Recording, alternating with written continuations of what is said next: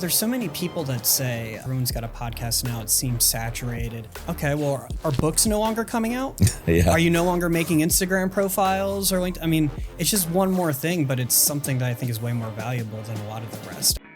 This is Right About Now with Ryan Alford, a Radcast Network production. We are the #1 business show on the planet with over 1 million downloads a month. Taking the BS out of business for over 6 years and over 400 episodes. You ready to start snapping necks and cashing checks? Well, it starts right about now. What's up, guys? Welcome to Right About Now. Hey, we're taking the BS out of business, baby. One step at a time. You know, we like podcasts around here. It might be self-serving a bit, but we believe in them. We love them. So we want to bring you, guests that talk about the medium. There's a lot of things that go into podcasting, and there's a lot of things behind the scenes that people don't know. There's things about the power of podcasting, booking guests, the influence that it can have, and really where the state of the medium is. And I'm pumped today because we've got Spencer Carpenter. He is the founder of Outlier Audio. And hey, I've just learned, a serial entrepreneur. What's up, Spencer? Hey, thanks so much for having me. Hey, I'm glad you could make it in to G Vegas. Yeah. Here on vacation, figured I'd stop on in. I know. Hey, you're the new studio. We got the lighting effects and you the gold shining on you. We got the belt. Yes, I'll let you wear that if you want. We'll let you get it on you. Oh man, Outlier Audio, Spencer, podcast booking agent. I mean, that's really at the core of what you do. Yep. And we'll go down that path, but let's set the table for our audience. And, obviously everyone has a journey. Sure. I think you have a pretty fascinating one in the music business, as we talked about, but let's set the table for everyone about sort of your entrepreneurial path and then where we are today. Yeah. So I started booking concerts when I was 15 and then, kind of progressed into doing multi-day music conferences and festivals. And I ran some small record labels and did tour booking and artist management and stuff like that. But pretty much all along the way, I was always dealing on either side of talent representation. And in 2017, when I found podcasts, I was listening to these people giving away the keys to the kingdom to all kinds of things, how to make money, how to buy real estate and investing. And I just assumed if you were on a podcast, you were like Mark Cuban, Grant Cardone, Richard Branson, celebrity style entrepreneurs. And then I found out that, for lack of a better term, they were Joe Schmo investor, they were Joe Schmo entrepreneur, but they were really good at what they did. And it just got me thinking about how for so many people, their title is just like, their job is just their title to everyone around them. And it's never really considered that they're talented at what they do. They've got a skill and a knack for it, except within their circles. And so I just figured there was probably no one supporting them like that. And so when, unfortunately, my boss passed away from COVID on March 9th, 2020. And then 3 days later, the whole music industry got shut down. And so stuck in quarantine, I was like, everyone else is stuck too, not just artists. You can't go speak at conferences. You can't do meetups. You can't go to expos. And podcasts were a place where everyone could perform while stuck at home. And so I just started reaching out to people and saying, do you want to get booked on some shows while you're stuck at home? And I'll coordinate it for you. I'll help build your pitch, help build what your topics are, what's unique. And it just kind of snowballed from there. When I think about you talking, back to the booking with bands and things like that, it's a relationship game, isn't it? Oh yeah. 100%. I mean, it's I get the sense from you as being kind of a people person, I don't know, never met a stranger. Yeah. Know how to warm up to people, know how to get them to trust you, like you, all those things. There's a salesmanship to it, but the old saying of it's not what you know, it's who you know. Yeah. It's got to be true for you. Oh yeah. I mean, when I have clients that do in-person interviews, I fly out on my own dime to get FaceTime with the team. I want to be able to reutilize those relationships. And it's definitely a relationship game. And that's part of the reason why publicists were kind of slow to jump on this, is that they've already got so many relationships to manage. And so then when you throw this medium out there that's got hundreds of thousands of active shows, but let's just say business, thousands of shows, it's a lot of relationships to manage when you've already got tons of other things to do. Yeah. How do you think the medium is being viewed, at that level, the publicists and the entertainment level and the news level? Like, I mean, it seems like the credibility is just continuing to rise. Yeah. I mean, there's a few different components, like the money that companies are throwing to produce new shows is going down a little bit. Yeah. But there's not done producing shows. And, there's so many people that say, everyone's got a podcast now, it seems saturated. Okay, well, are books no longer coming out? Yeah. Are you no longer making Instagram profiles or LinkedIn? I mean, it's just one more thing, but it's something that I think is way more valuable than a lot of the rest. And really what they're saying no to is the commitment. And I just think that, it used to be if you were a published author, that was a really big deal. And then self-publishing became a little more viable. So there were more published authors. They still bragged about it. Yeah. It didn't take away from their credibility. You keynote speak one time, you're still a keynote speaker. And so I think that being the host of a show is going to get that same level of respect at a certain point, if it's not already there. Or being a frequent guest. I mean, that's the whole idea is I pitched myself to your team, but your team said yes. Mm-hmm. You're validating me to the audience. Yep. And so there's just a lot of factors there, but it's not going away, in my opinion. Yeah, I don't think so either. I'll give a stat, and if you've listened to a few recent shows, you've heard me say it. 18 to 34-year-olds listen and watch podcasts more than television now. Yep. Wrap your head around that. Yeah, so it's kind of crazy. So, and so when you do the math, you can kind of follow that down. What they're doing now is, what 18-year-olds doing now, they're going to continue to do. It's going to evolve.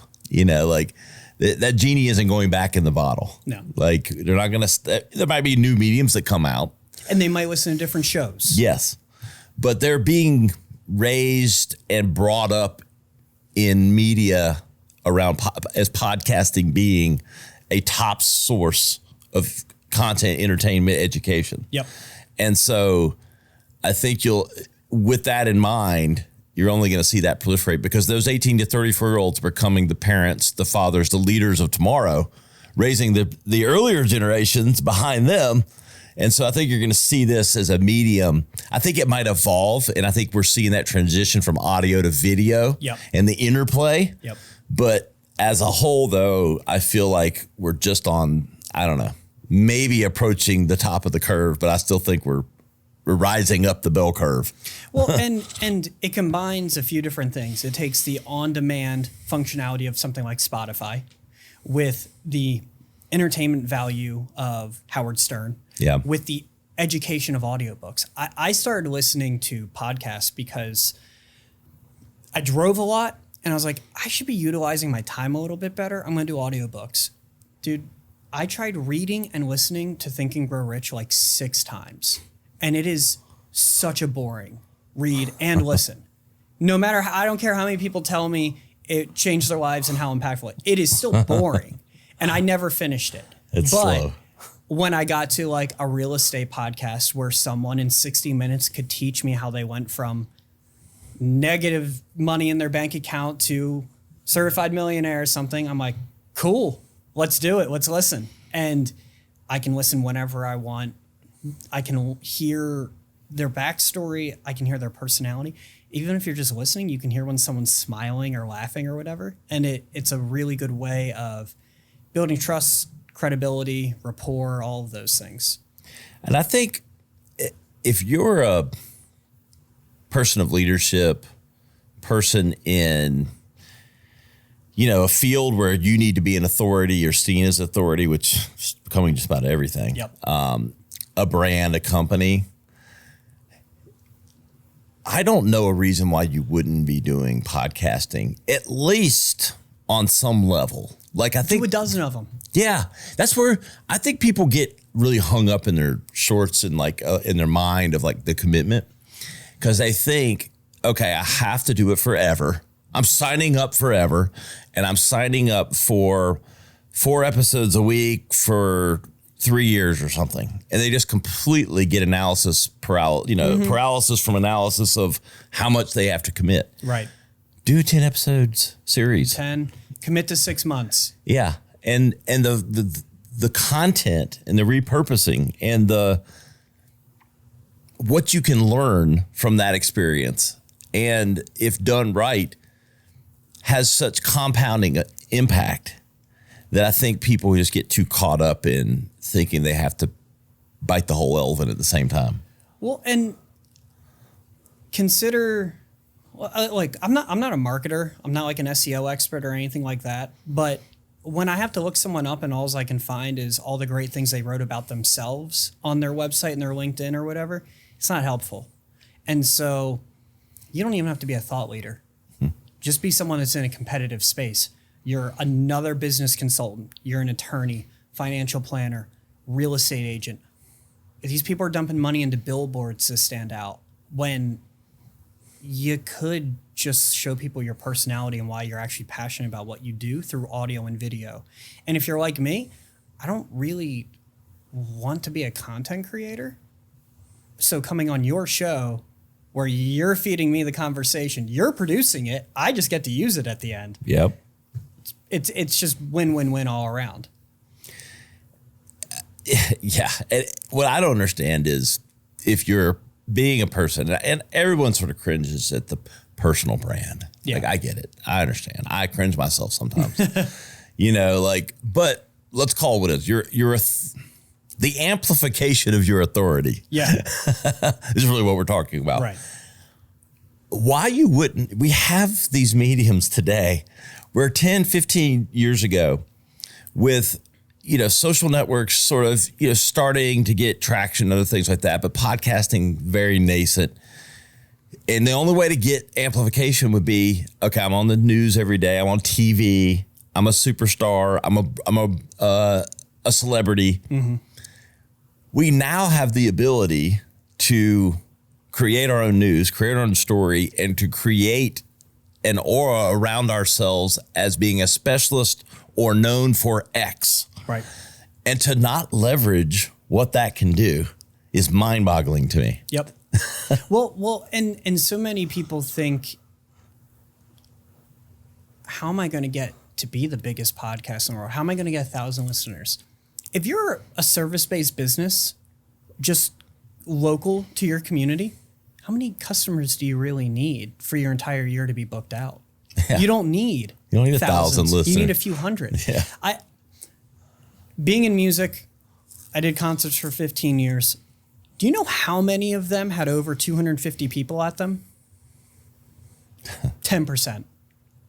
So you've got a big brand, but if I were to tell people today, I am doing a conference in 6 months, do you know how many tickets I'd be able to sell? Not 250. It takes a lot of time. Yeah. So when someone is like, man, my podcast only has 36 listeners this week, I'm like, cool. You outperform my in-person real estate meetup that I've only ever, I normally have 20 people at. Yeah. You're outperforming most bands' live audience at your local venue, your local bands, whatever. Yeah. I mean, it's hard when you're trying to keep up with the Joneses, but if you can have 50 of the right person listening to your podcast every week, it's super valuable. Yeah. And to your point, try it for 6 months. And if you're really determining that it's not a good use of your time or resources, don't do it anymore. You can stop. You can rebrand. You can change the name, whatever you want. I'd rather see people commit to, I'm going to do a 10-part series on X or Y, than the whole pod fade of starting 3 episodes and then not making it. Yep. plan out 10, plan out 15. And then if it works, great. But the whole, I don't know, fire, aim, ready. Yeah, that's how pretty much every business I've had is started. It's like, and look, everything doesn't have to be mapped out, but like, I think that's where people, I think, hit the wall is they haven't thought through exactly, what they're trying to accomplish, have a plan. Yeah. Hope is not a strategy. Yeah. Well, I launched a podcast last week called Questions with a Podcast Booking Agent, and it wasn't a plan. I asked my LinkedIn community. I was just dying for content. I was like sick of trying to come up with posts every week. And I asked people, what do you want to learn from a podcast booking agent? I got like 10 people answering. I then decided I didn't want to type out all the responses, so I made videos. They're all under 2 minutes. And I turned to my girlfriend, who's my podcast editor, because we also launch podcasts for people and run them. I turned to her and I'm like, we should just put this audio as a podcast too. And I'm not expecting it to like blow up, but it's out there now. Yeah. It's good for the SEO. It's good for the content. We hit number 46 on how to, and now forever I can say I'm a top 50 podcaster if I wanted to be like that. I'm not going to do that, but you can. I'm a marketer. And it was just like, it was just fun, and we'll just keep putting it out. And if it gets listeners, great. But if not, like the content's made. I'm putting out YouTube shorts too. I'm not trying to grow a YouTube, but the content is there. And I've met people that are like, yeah, I do a weekly webinar. I'm like, so why don't you rip the audio and put it as a podcast too? You don't have to market it if you don't want, but just put it out there. Yeah. It doesn't hurt. Yeah, exactly. Talk about the podcast booking game. Sure. Obviously getting people on shows, getting guests for shows. So there's kind of a two-way street there, but I don't know, what's the nuts and bolts of kind of what you do? Yeah. So because I have kind of done a lot of things, I've always just been like intrigued on how people made money. And, there's someone out there that's the #1 ice chest producer for 7-Elevens on the East Coast. And it's like super not sexy, but they're a millionaire. And I'm like, cool, I want to learn more about that. And so I think I've been able to bring that to when I'm developing topics for clients, because when I have a client, I want to learn more about what they do and how they became successful. And so, depending on the show, maybe the information is going to be surface level, but I can prod them a little bit and ask the questions that I want answered, because I believe that's probably what other people want to hear too. And it's going to be more than I can talk about marketing, I can talk about sales, I can talk about entrepreneurship, whatever. It's got to be more in depth than that. You have to be able to provide some value that the person hasn't heard. And that's not always reinventing the wheel. Sometimes it's repackaging it in a new way. Bob Proctor, Jim Rohn, Tony Robbins, Zig Ziglar, a lot of them say the same things, but they say it differently. They use different analogies that resonated with someone that liked oranges instead of apples. And so because of that, I think most people can be on podcasts, but you still have to be able to figure out what's your unique value proposition, what's the story that's going to be sold, if maybe that's more of the angle. Yeah. And so I kind of work through people and figuring out what that is. And then I was telling you before the show, like I work with Brandon Novak from Jackass and Viva La Bam. I love being able to put him on entrepreneurship shows because he would have never thought about it. They would have never thought to invite him, and creates a really cool, unique experience for people. Yeah, that brings back a lot of memories. I'm sure for a lot of... dude, and he's got no shame, none at all. Yeah. Yeah. What's like been the biggest impact you've seen maybe with, whether expected or unexpected, of having some of your clients like get on a podcast tour, or like, going and getting on shows, and maybe they weren't already a known name, but like had credibility or whatever? Like, what's the impact that you've seen? The biggest like monetary benefit I've seen from one client is he went on a show, and he's in oil and gas exploration. I put him on like kind of just an alternative investing podcast. They were more real estate guys. And they said, we're not putting your interview out until you do a deal with us, because we want to do a deal. And so he had to put up like 15 the down payment for a thing, but they funded like the acquisition of like an $8 million oil and gas production deal. And no one, like, he's just known in his circles, like no press release went out or anything like that, but he just got like his equity in an $8 million deal just by going on that podcast, and them, he wasn't trying to solicit them. Yeah. It was just a show, you know? But, you know, other people have had big contributions to like their charities. Some people get deals. Some people get partners. I mean, it's one of those things that's hard to quantify until someone comes to you and says, I heard you on this show. Now I'm reaching out. Yeah. But there's just tons of opportunity. I remember reading someone on like LinkedIn saying that she went on a show to talk about one business, but she did a different type of consulting, and the host hired her for that other type of consulting, which turned into like $200,000 worth of work over the last 2 years. And that wasn't even what the interview was about, you know?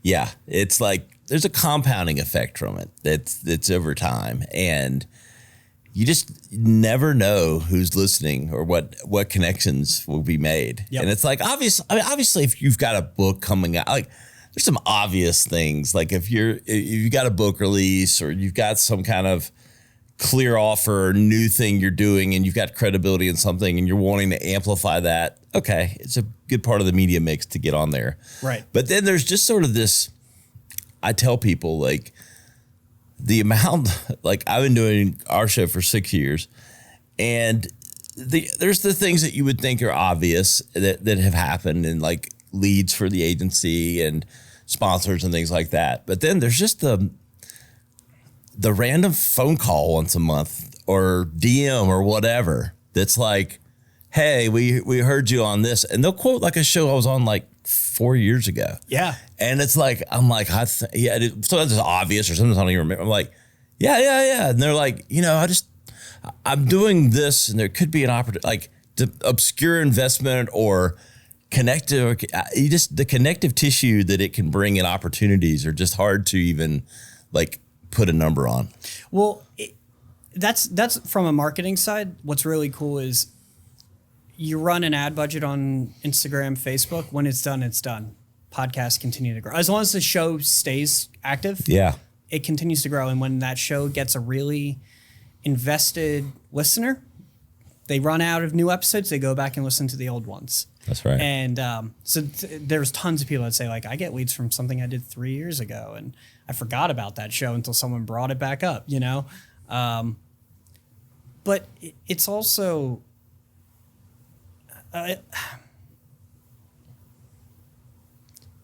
how much money goes into a 30-second ad on the Super Bowl? You know that number. Yeah.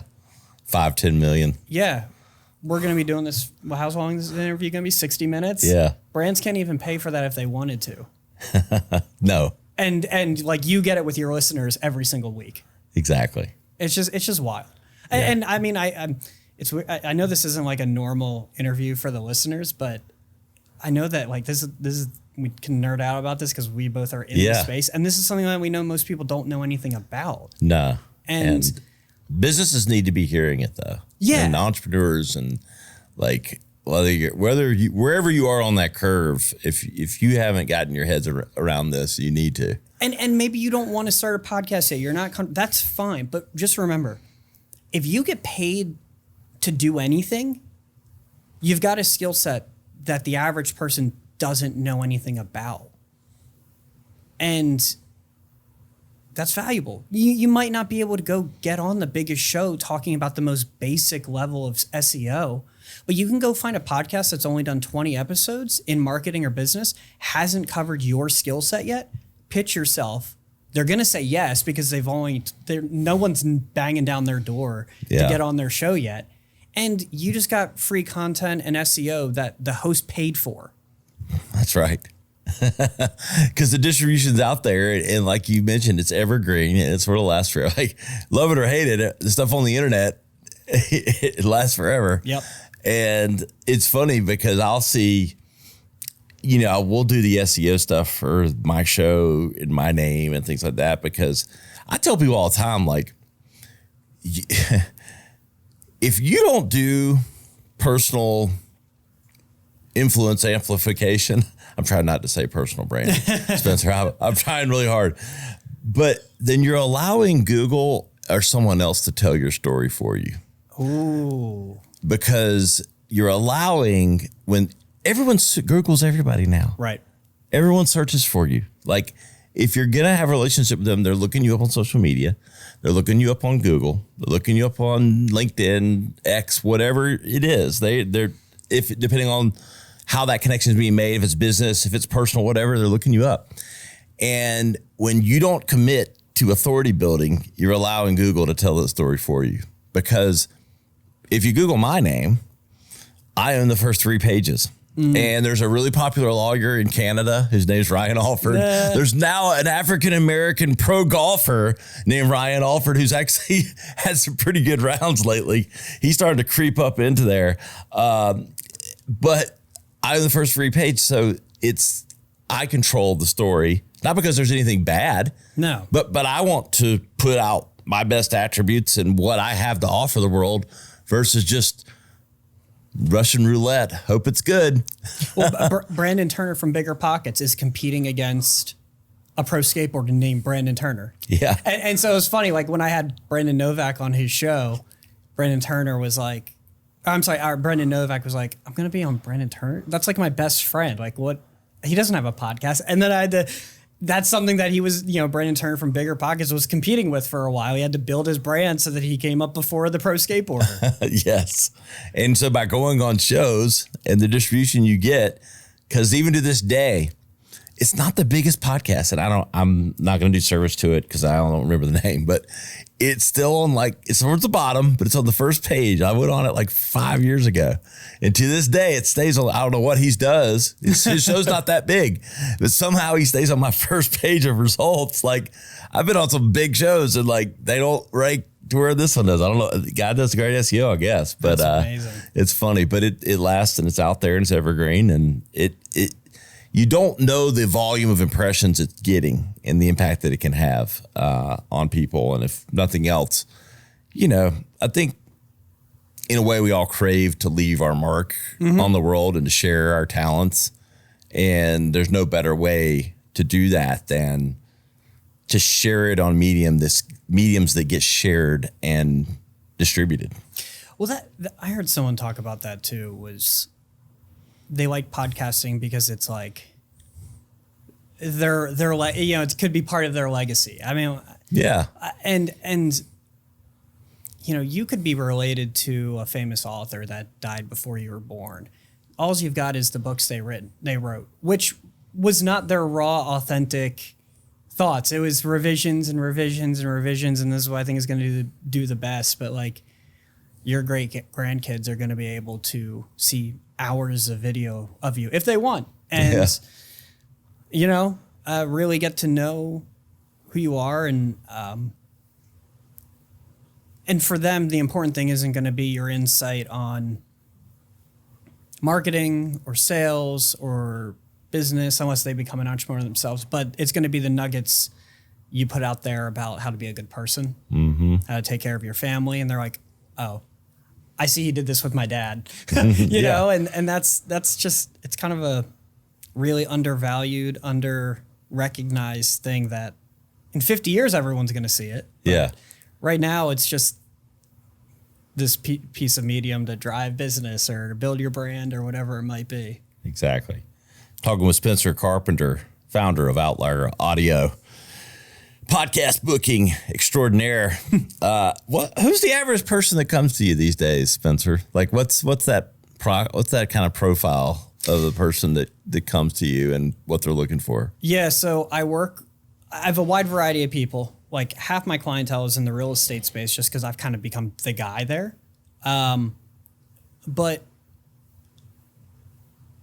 my clientele beyond that really varies. I mean, I mentioned I work with Brandon Novak, but also James Wilkes from the UFC and the executive producer of Game Changers on Netflix. And then Cameron Harold, who's the author of Vivid Vision, and Avery Carl, who is, she built the #1 EXP brokerage in the world and is also like a short-term rental, guru. expert, not guru. But then I have someone that's like never done a podcast and they're like, I need some SEO. I'm trying to build my brand. I'm trying to get some investors. I just need some content. I mean, I really do have a wide range of people and that are at different parts of their career. But, you know, the ideal is always, you know, who are the high performers I can work with. I've been really lucky in that because not many people do what I do. I get to work with a lot of people I considered mentors before I even started this. So that's cool. Awesome. Yeah. I'm trying to think of big real estate people. I mean, Toriko Musa, you know, I had him on. Yeah. He's an interesting guy. He's smart as hell. You've works had hard. Pace and Jamil. Yeah, and those Pace and guys. Jamil. Pace is awesome. Yeah, like I work Pace. with a bunch of like the bigger pockets authors. Yeah. Like half a dozen of their authors. Pace and Jamil are two really good guys. Like some people in the business, and not Torque is too. He's because of a SoCal guy. And I know Pace is over there, all over there, but in California. But Pace and Jamil have a little more down to earth. I don't know. But you just don't ever know who you're going to meet in this game. It's that compounding relationship stuff. You know, it's just like the 6 degrees of Kevin Bacon, but like, you know, like, but literally like it's just crazy how it just sort of, you get in this industry and you start talking to people and then who you meet and who they know. And I don't know, it can just really go leaps and bounds. Pretty much every time I've had like an unsolicited call come in where like in my Calendly link, it's like, you know, put your website or whatever. Yeah. Every time I've looked at their website and been like, this is going to be a waste. It's just not going to be a fit. I found out they were inquiring about something different. Like, I'm launching this new brand. That's the website I have right now. So that's what I gave you, but I'm actually launching this other brand. That is a fit. Almost every single time. There have been people that are like, they gave me links to like their music or something. I'm like, I don't work with musicians because I don't want to take their money. And then I found out she's actually like a systems coach and that's what she's launching soon. And so like, dude, you just don't know. Who's maybe like one of the biggest names? Now, you mentioned some of your clients and stuff like that, but like as far as booking or whatever, you can do some name dropping here if you want to. Like, you know, and I don't want you to talk shit about anybody, but like, is there anybody that like surprised, like big names that surprised you for the good or the bad? So cool shows. I mean, I was in Mark Manson's studio last month with a client and like his writing was really important for me just in developing like emotional intelligence and like, you know, just in my early 20s. So that's like been the coolest for sure. In terms of like investing podcasts, other than Ramsey, who mainly just interviews his friends from what I've been told. I've had people on the top 4 investing podcasts in the US and that's all been cool. But most of the people I'd say that are at that level, they are who they are. It's the person that invested, that's like still climbing, that you get there and you're like, this isn't who you are. And that's okay. Like you're doing what you need to do. But I'm like, you just had 2 videographers set up for when my client walked in for you to say hi, so you have B-roll. And it's kind of weird. You know, and I don't blame anybody. It's just like weird. Yeah. But you know, they're still cool people. They're successful for a reason, you know, for better or worse. Either they're a good guy or they're just out for themselves. I don't know, but what's the trick to getting booked on shows?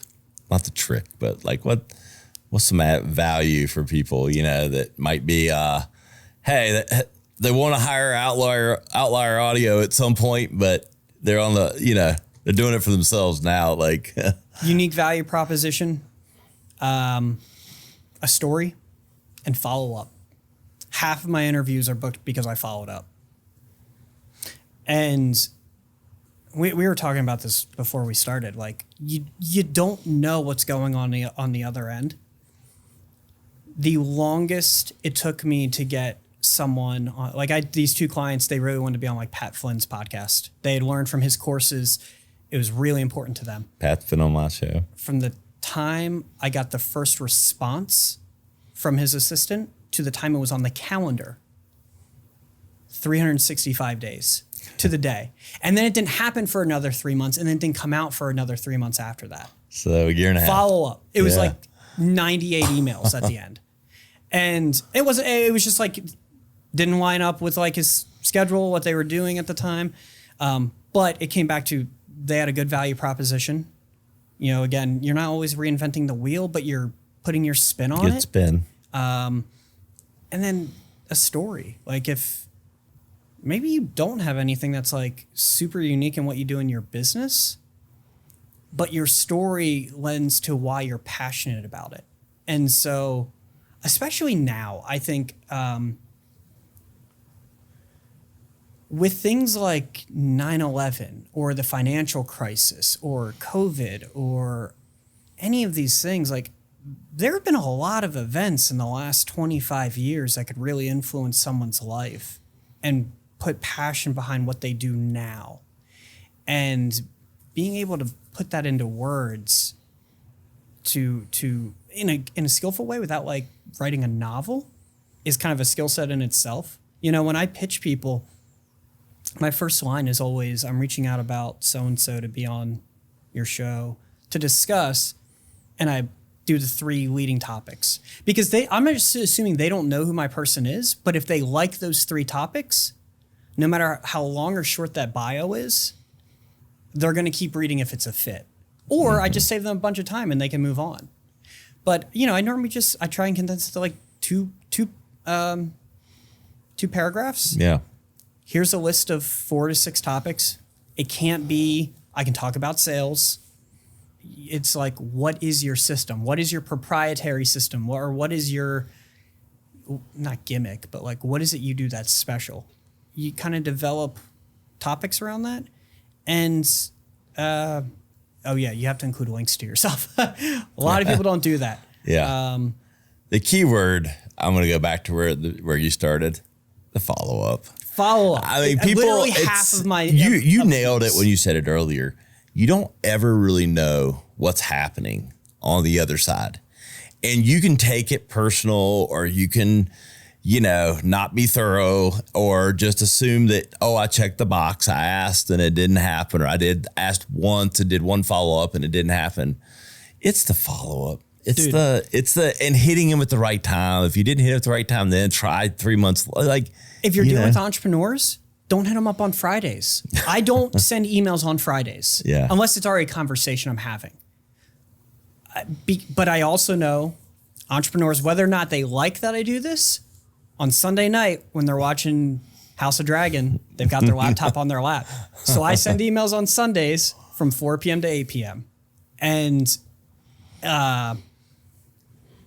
just you don't know if they were sick, if they're on vacation, they're between assistants. The assistant the first time around was inept and didn't see how special you are. Like, some assistants look at every submission. Others, when you're not looking, are like, there's 36 of these fuckers. I'm not doing this. Yeah. I'm going to look at 5. I'm going to book the next 5 interviews, and I'll deal with the rest of this later. You just have no idea what is going on the other end. I'll give, a real world example. Like, we get, I don't want to sound exaggerating, at least 100 and sometimes over 200 requests a month for this show. Guys, I just want you to know, he's not making that up. When your show is as successful as his, that's literally what you're going up against. And so, and right now we're going through some growing pains and adding staff and replacing some staff and just adding different talent sets. And so it's been that period. And a lot of times it's me and one other person. And usually it would have been 3 or 4 people like vetting that. And it's been like me and one and half a person for like a couple weeks. Mm-hmm. And we're not responding as fast or as often as we did. And like, cause it's just the season of things that are going on. Mm-hmm. Whereas if you'd happened to send the request 4 months ago, still would have been up against it, but probably getting really timely responses and thoughtful, yes, no, maybes, maybe next year, like whatever it might be, depending on what the request is.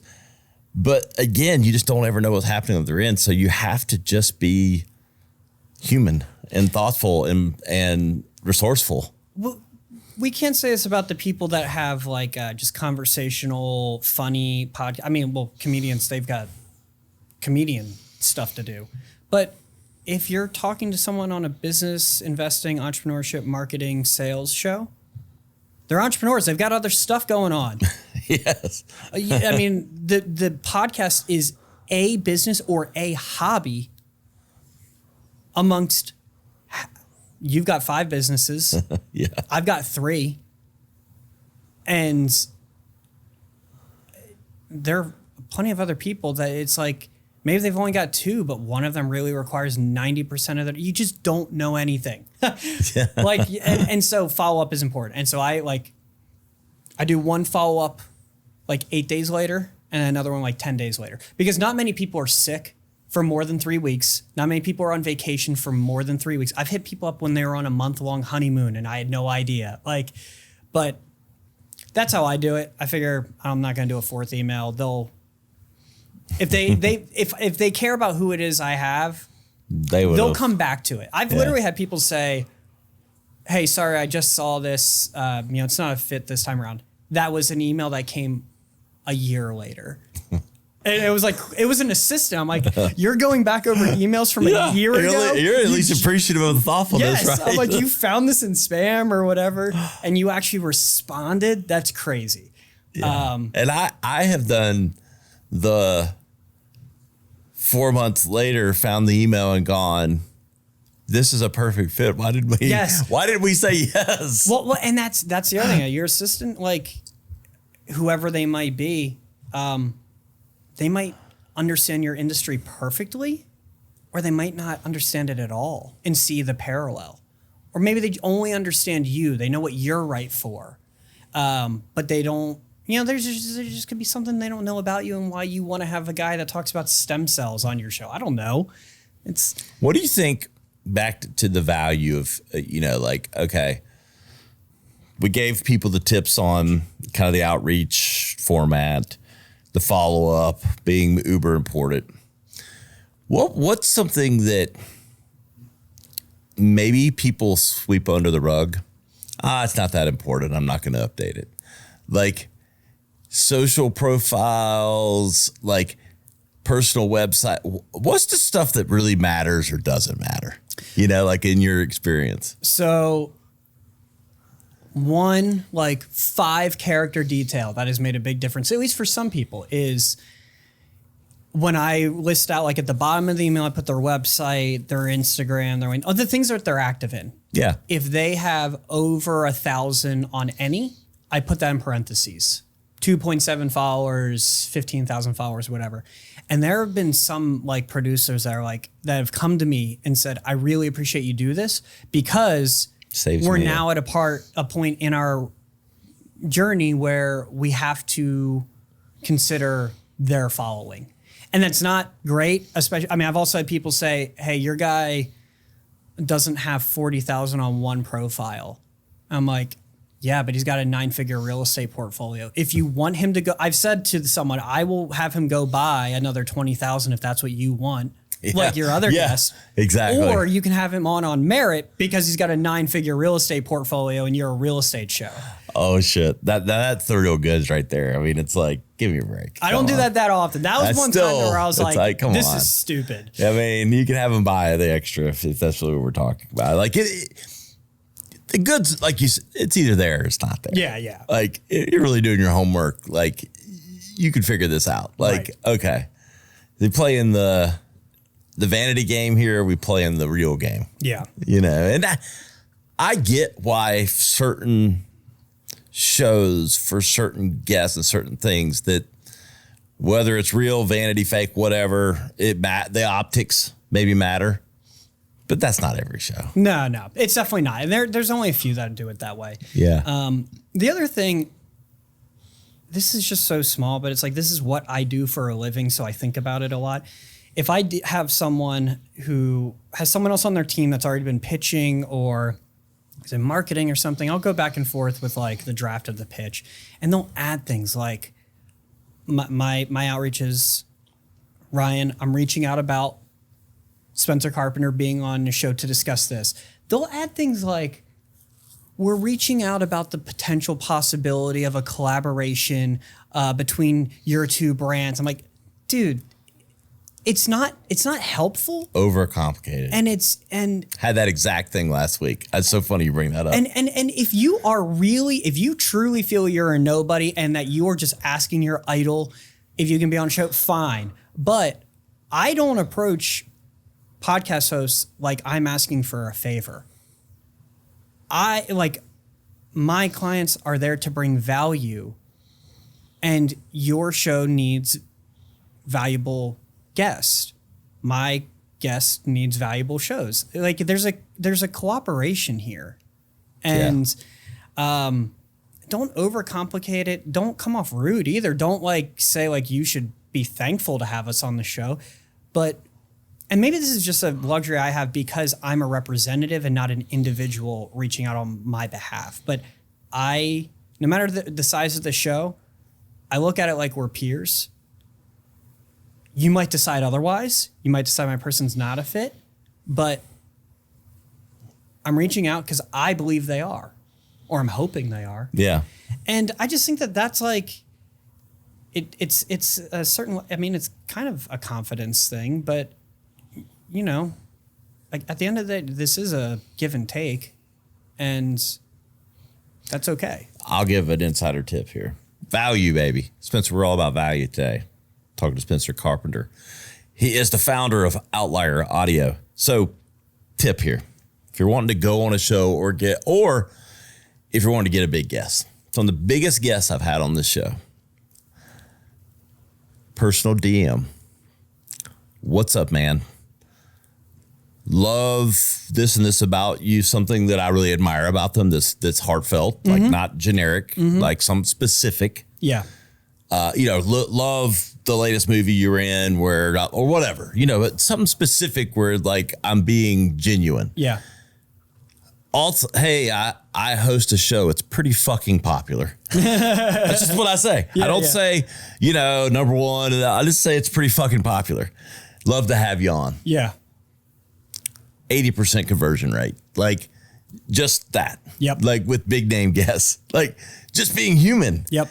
And look, I have the credibility and, a non-paid for verified account and things. There's things that are working in my favor that they can check some mental boxes that I'm not Joe Schmo. Yep. But at the same time, I'm just being human. Yep. Just being direct, like two guys or, two professionals, whatever it is, guy to girl, girl to guy, whatever it is. But I don't know. I think there's just that sometimes we overcomplicate things or like to your point, complicate it or professionalize it versus just humanizing it. Yep. Well, I mean, and that's what this medium is. It's just that's the whole thing that's great about it. It's just being human and talking to one another. And I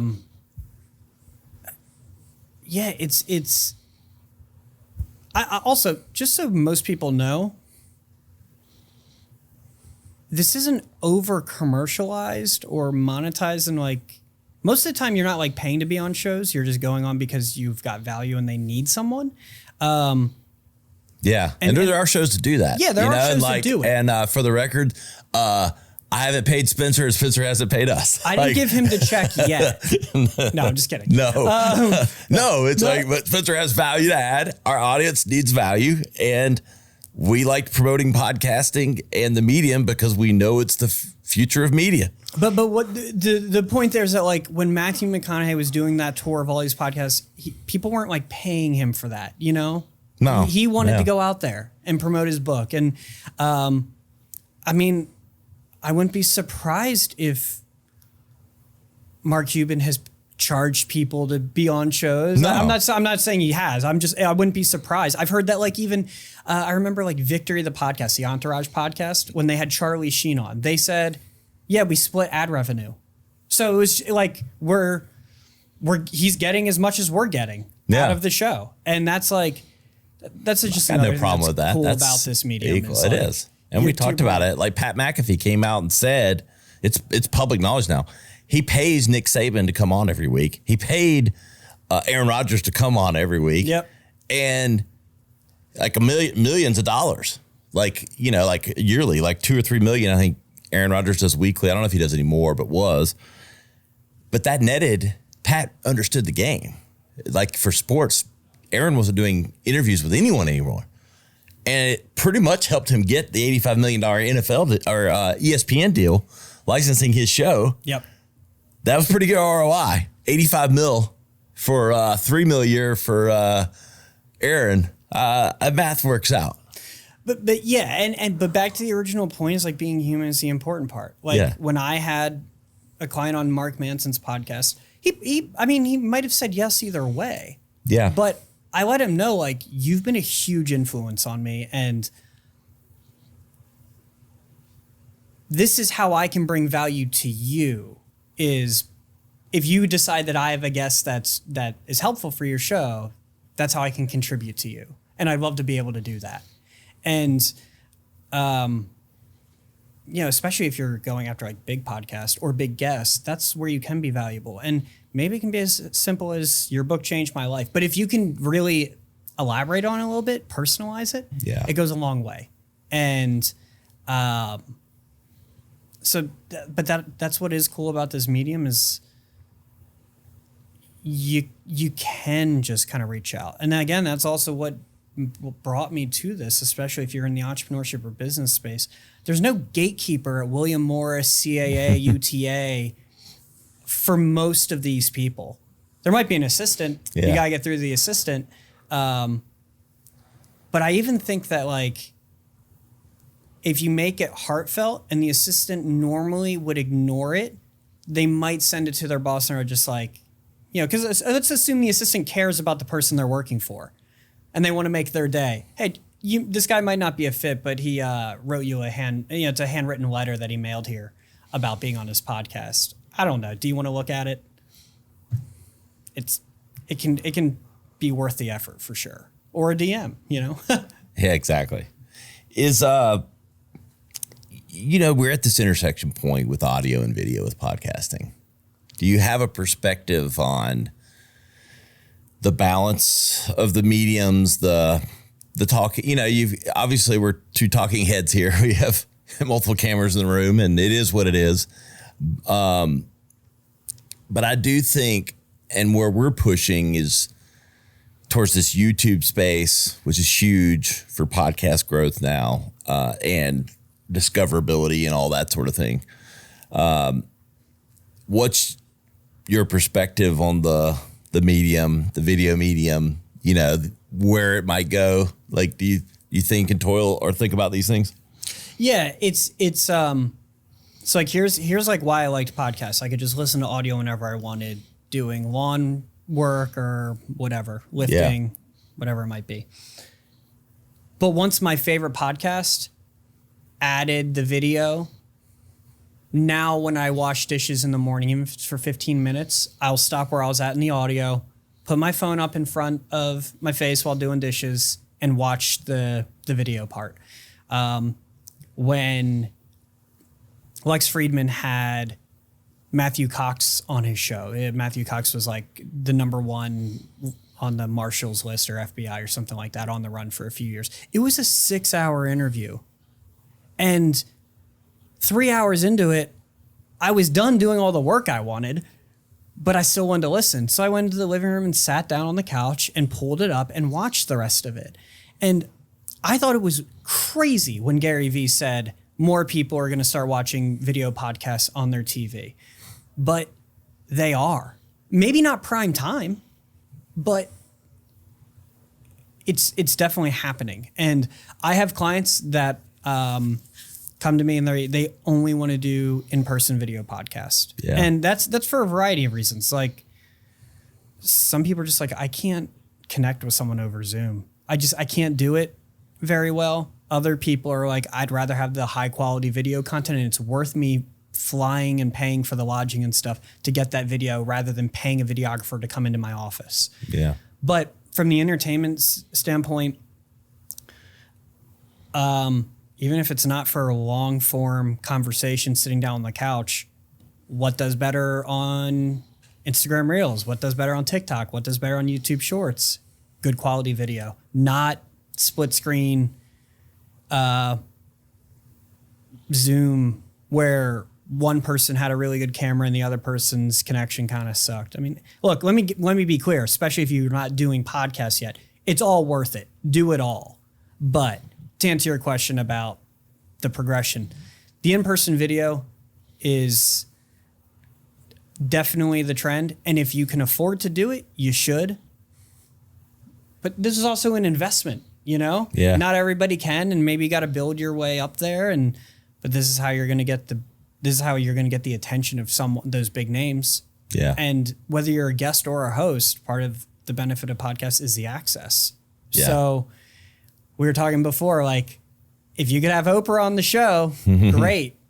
But even though it'd be way more convenient for her to do Zoom, if she was in South Carolina speaking at Clemson or something like that, what do you think is going to be more attractive to her? Stopping by and fitting in her schedule, or trying to get her to do it when she's at home in her life routine? And we want her right there in that chair, baby. Exactly. We're coming for you, Oprah. I'm telling you.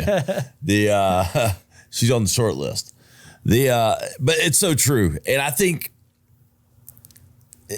crawl, walk, run. I mean, it doesn't have to be all at once. Like if you're starting a podcast, if you're going on podcasts, like all those things, but the in-person, I mean, there's a reason, we've transformed, once you get to a certain level, it's like, we're either going to embrace this growth and take it to the next level and maximize the leverage that we're creating. And the relationships you build in person and just getting to know someone and absolutely quality. I mean, like, this is going to look gorgeous. Like, It's 4K. Like, we've shot a few episodes in here, and like Sawyers knows what he's doing. Our talented producer, and 4K. It is a different vibe.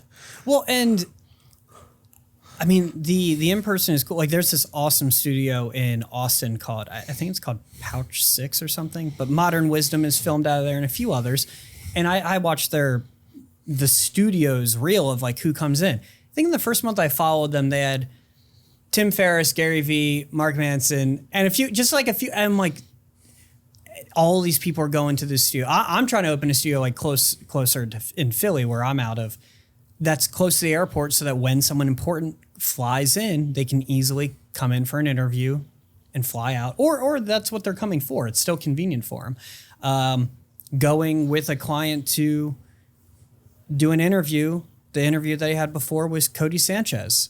And I said to my client, I'm like, I want to get there 15 minutes early, just in the event that she's still there. And, I'm sure she doesn't remember who I am. Like, I just said she's awesome. Yeah. That's all I did. I just let her know she's awesome. Yeah. But it was like, that was added value to the trip. Yep. Yep. Absolutely. As we close out here, talking with Spencer Carpenter, founder of Outlier Audio. Spencer, I mean, where's it all headed, man? What's the next couple of years for Outlier look like? Where are we wanting to take this thing? Dude, I just want more people that I can get podcasts and make them happy. I as explained to you, my job has always been, all of my jobs have been supporting talented people.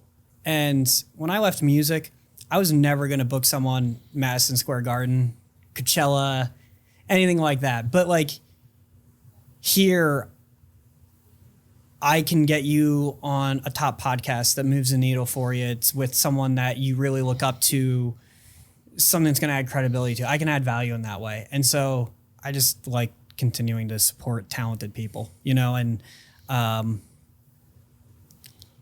it's not always business. Some people just have really good nonprofits. They are out there doing good in the world. And I've never had any grand idea that I was going to change the world, but I can help people that are.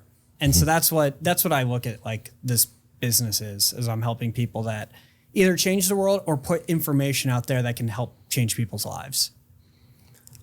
I think you're really genuine, man.